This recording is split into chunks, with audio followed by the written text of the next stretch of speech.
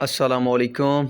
सुबह बख़ैर। उम्मीद करता हूँ सब किसान दोस्त जो हैं खैरियत से होंगे। मैं भी खैरियत से हूँ। दोस्तों, आप सबके लिए सुबह सवेरे अच्छी खबर।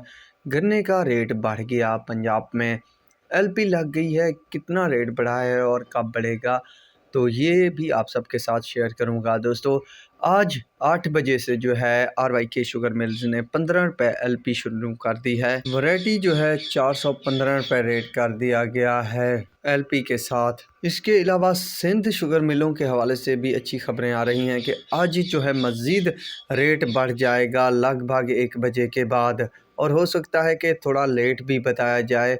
बहरहाल आज की भी पक्की खबर है, कंफर्म खबर है, और मैं आपको बताता चलूँ कि 500 की हद जो है क्रॉस कर चुका है रेट।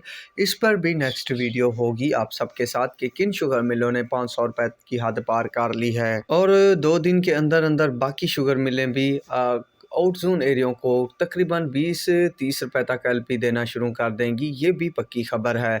तो सुबह सुबह इस तरह की खबरों का आना सबके लिए फ़ायदेमंद चीज़ है, तो कोशिश करें इधर उधर से कंफर्म करते रहें।